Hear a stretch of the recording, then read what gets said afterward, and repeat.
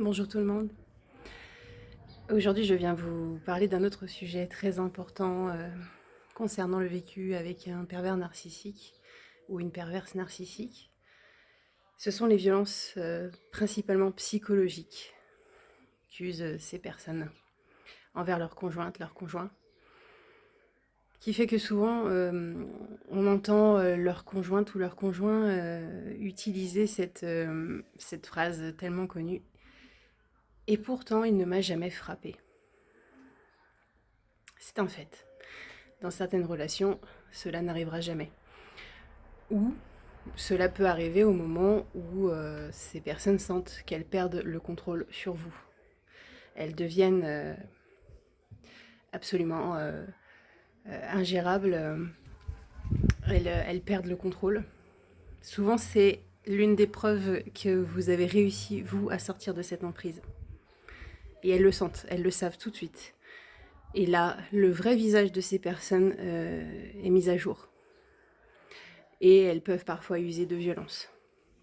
C'est pour ça qu'il est quand même fortement conseillé de quitter ces personnes sans les prévenir, puisqu'elles peuvent soit devenir extrêmement violentes, soit user de leur technique habituelle pour que vous vous apitoyiez sur leur sort. Elles vont vous présenter leurs excuses, elles vont expliquer qu'elles vont changer. Du coup, je parlais au départ des violences principalement psychologiques. C'était le sujet dont je voulais parler dans cette vidéo, et il y en a plusieurs. Il y a donc cette façon qu'ils ont de vous aborder au départ, en vous portant au nu, en étant absolument merveilleuse et merveilleux, en vous disant que vous êtes la personne la plus merveilleuse au monde, qu'elles ne savent pas comment elles ont vécu sans vous. Il y a ce genre de technique. Et quand elles sentent que vous êtes sous emprise, elles viennent ensuite vers vous de façon plus froide, de façon plus désagréable, peuvent vous ignorer pendant plusieurs jours sans aucune raison, peuvent commencer à vous critiquer sur votre façon d'être, de vous habiller, de faire le ménage aussi, de façon tout à fait... voilà, des sujets tout à fait anodins, je dirais, et alors qu'elles, par exemple, ne font jamais le ménage. Par contre, vous ne savez pas faire le ménage, elles savent mieux que vous, mais ne le font pas. Ce sont des façons de faire tellement déroutantes que vous commencez à vous inquiéter, vous commencez à essayer de changer, puisque vous rêvez de revenir à ces débuts où ces personnes étaient absolument intarissables d'éloges envers vous. Vous regrettez cette période. Alors vous vous dites, c'est sans doute que j'ai dû changer quelque chose chez moi, j'ai dû faire une erreur. Voilà, vous allez vraiment vous poser la question par rapport à vous-même. Qu'est-ce que j'ai bien pu faire pour qu'on en arrive là ? Et en étant comme ça dans cette technique de souffler le chaud et le froid, c'est là que l'emprise s'installe. Ils vous font perdre confiance en vous. Ils vous font penser que c'est vous qui avez commis l'irréparable, puisque pour ces personnes-là, la moindre chose que vous faites, c'est absolument terrible, absolument irréparable. Ça mérite des heures et des jours de bouderie, ou si vous ne vivez pas avec cette personne directement sous le même toit, ça mérite aussi d'être totalement ghosté au niveau du téléphone pendant plusieurs jours. Toutes ces choses qui font que vous allez vous remettre en question, que vous allez commencer à perdre de l'énergie, que vous allez perdre la flamme en vous, que petit à petit vous allez être usé, que vous allez être en choc, que vous allez être au bout du rouleau, et que là vous allez tellement être épuisé que vous ne pourrez même plus songer à vous en aller. Il y a aussi ce qu'on appelle la fameuse violence psychologique, enfin la violence financière.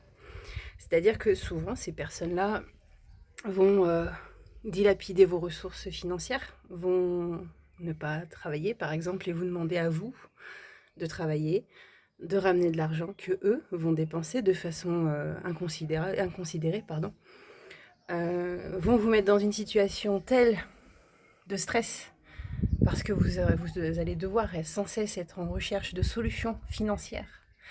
Vous allez devoir vous-même réparer leurs erreurs. C'est-à-dire que s'il doit avoir un contact avec un créancier, avec la banque, bien évidemment que ce sera vous qui allez le faire, parce que ces personnes-là n'assument jamais leurs actes. C'est une autre façon, c'est une autre violence qui est bien moins connue en termes judiciaires, mais qui est un fait, c'est réel, ce sont de vraies violences. Et c'est une autre façon de vous faire perdre votre énergie, de vous focaliser sur tellement de problèmes que vous ne risquez pas de penser à fuir. Ou alors, si parfois ça vous effleure l'esprit, vous êtes tellement épuisé que vous n'y arrivez pas. Tout ça, ce sont des violences que les pervers narcissiques aiment utiliser. Ce qui fait que vous n'arrivez finalement pas à vous sortir de l'emprise. Mais c'est aussi souvent ce qu'on entend, c'est que du coup les personnes qui sont sous ces emprises-là disent oui, effectivement, ce que je vis avec cette personne, c'est dur, mais il ne m'a jamais frappé, ou elle ne m'a jamais frappé. Ça n'arrive pas, parfois. Il n'en arrive jamais là, pour certains. Ils n'en ont pas besoin. Ils ont trouvé une autre technique bien plus sournoise, bien plus insidieuse. Ça n'en demeure pas moins de la violence. Ça n'en demeure pas moins condamnable. Et ça n'empêche que vous n'avez pas à le subir. Vous n'avez pas à subir quelque violence que ce soit. Personne n'a le droit de vous dénigrer, de vous juger sur votre physique, sur votre façon de vous habiller, sur votre façon de faire, de vous occuper de votre maison. Personne n'a à dilapider vos ressources financières et vous demander ensuite d'aller gérer la crise avec des créanciers, des banquiers. Personne n'a le droit de vous demander de gérer absolument tout dans une maison pour vous dire ensuite que ce que vous faites est nul, naze, que c'est pas comme ça qu'il faut faire. Personne n'a à vous demander d'aller travailler, gérer votre maison pendant que cette personne, elle, est en train de se rouler les pouces chez vous. Et éventuellement, de démolir absolument tout le ménage que vous avez fait. Pour la petite histoire, c'est ce que j'ai vécu. Une personne addicte aux jeux vidéo qui passait son temps devant son écran à longueur de journée, qui était incapable de faire ne serait-ce qu'un repas. Je travaillais à l'extérieur, je rentrais à la maison était dans un état pitoyable et je devais encore gérer le repas, la maison, le travail et ses dépenses inconsidérées en termes de jeux vidéo, de programmes internet. Voilà. Et il y a également les violences liées aux relations intimes. Des personnes qui vont vous bouder pendant plusieurs semaines parce que vous aurez refusé une relation intime avec eux. Parce que vous êtes tellement épuisé que de toute façon, ça, c'est bien la dernière des choses à laquelle vous pensez. Mais pour eux, c'est encore un affront, c'est encore un motif de reproche. Personne n'a à vous reprocher un non dans une relation intime. Si vous n'en avez pas envie, c'est votre droit le plus strict. Et personne n'a à vous bouder pour cela. Personne n'a à vous le reprocher. Personne n'a à vous forcer. Parce que là, on rentre donc dans la catégorie du viol. Voilà les différentes façons que les pervers narcissiques ont de nous démolir et de nous violenter sans avoir à passer par la case violence physique automatiquement. Ça n'en demeure pas moins des violences. Des violences qu'il faut absolument fuir dès que possible. Je peux vous inviter par exemple à vous rapprocher d'une association d'aide aux femmes victimes de violences.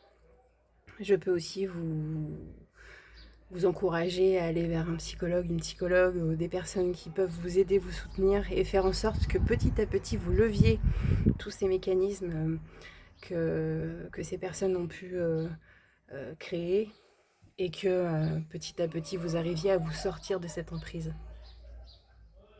Vous avez tout mon soutien. Prenez bien soin de vous. À bientôt.